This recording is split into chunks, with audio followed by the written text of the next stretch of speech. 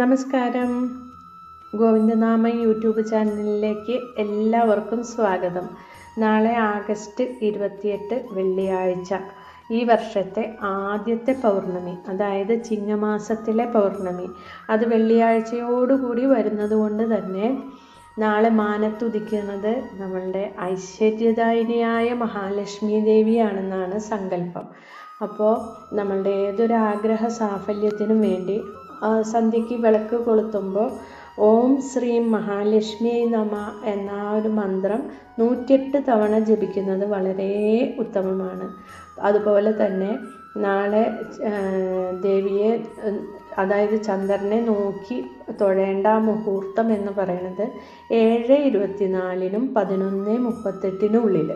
അത് മേഘം ഉണ്ട്, മഴയുണ്ട്, ആ സമയത്ത് കാർമേഘം വരാണെന്നുണ്ടെങ്കിൽ ചന്ദ്രനെ കാണാൻ പറ്റില്ല.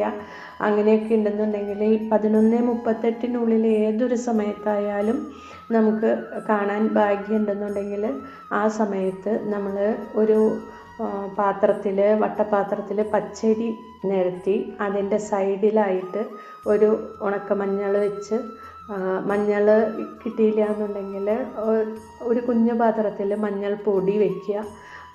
പിന്നെ കുറച്ച് നാണയങ്ങൾ ശുദ്ധമാക്കിയിട്ട് അതിൻ്റെ സൈഡിൽ വയ്ക്കുക. എന്നിട്ട് ആ പാത്രം ഭഗവതിയെ കാണിച്ച്, മഹാലക്ഷ്മി ദേവിയെ മനസ്സിൽ സങ്കല്പിച്ച്, ദേവിയുടെ ഒരു മന്ത്രമുണ്ട്, അത് 3 തവണ ചൊല്ലിക്കഴിഞ്ഞ് നമ്മളുടെ എന്താഗ്രഹം പ്രാർത്ഥിച്ചാലും ദേവി നടത്തി തരുന്നതാണ് വിശ്വാസം. അപ്പോൾ ആ മന്ത്രം ഞാനിവിടെ പറയാം.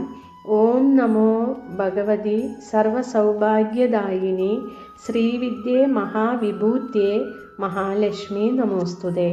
ഓം നമോ ഭഗവതി സർവസൗഭാഗ്യദായിനി ശ്രീവിദ്യേ മഹാവിഭൂത്യേ മഹാലക്ഷ്മി നമോസ്തുതേ. ഈ മന്ത്രം 3 തവണ ചൊല്ലി അമ്മയോട് പ്രാർത്ഥിക്കുക. എല്ലാ ആഗ്രഹങ്ങളും നടന്ന് കിട്ടും എന്നുള്ള സങ്കല്പത്തോടുകൂടി, വിശ്വാസത്തോടുകൂടി മഹാലക്ഷ്മി ദേവിയോട് പ്രാർത്ഥിക്കുക. എല്ലാവരുടെയും ആഗ്രഹങ്ങൾ നടന്ന് കിട്ടട്ടെ. അപ്പോൾ എല്ലാവർക്കും നല്ലത് വരട്ടെ. ഗോവിന്ദ ഗോവിന്ദ.